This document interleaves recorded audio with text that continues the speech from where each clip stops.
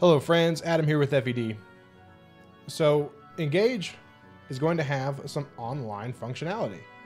And more than 3 houses. 3 houses just had a few little things here and there, like extra experience on the ground or random crappy items you could find on the ground. Mostly like rusted weapons and broken weapons and stuff. With the occasional like decent like Steel Lance Plus or something. Here, it looks like Fire Emblem Engage is going to have a little map creator where you can set up challenges for other people to take on. So I'm pretty excited for this from a content creator's perspective. I'm excited to fight you guys on your maps and stuff. I wish it was in real time. It's still PvE, so player versus enemy, or not PvP essentially. It's like a delayed PvP, I guess you could call it. I don't know. You set up your map, and then you don't have any control over it, but you can watch defense replays later and stuff. And I think there's, it could be really cool. It could be cool. Now, this isn't exactly what I wanted from a PvP in Fire Emblem, but I think it's a happy medium from something like, I don't know, Fate's PvP was a disaster, right? It was just turtling to win. Or Blazing Sword had like it was like really, Blazing Sword, the GBA games in general, had like a really, non-interactive. It was pretty uninteresting PvP in my mind.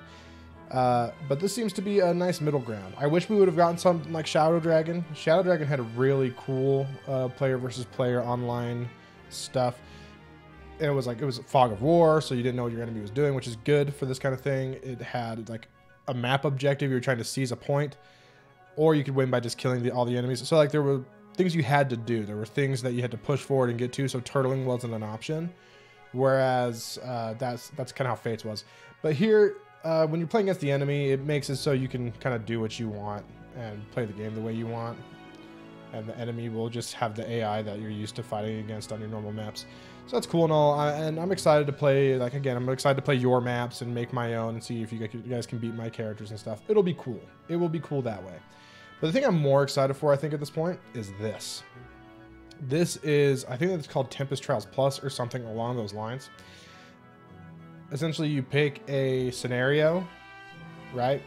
Essentially, it's like grassland, woodland, desert land, whatever, snowland, is what it says. And then you do some battles. But the crazy thing is, it says right here, player change.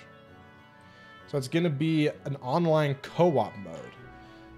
Again, that's something that I think could be really cool to do with you guys. And it's up to 5 players, so we could have like 5 people or 4 people with me, and we could be playing live on stream and stuff. And it could be fun. We could set up like some competition to go with it.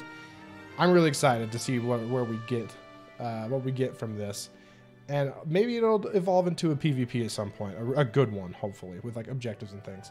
So this is really cool. I'm really excited for the online functionality that we're getting in Fire Emblem Engage. It does require Nintendo Switch Online, which some people really dislike for that fact.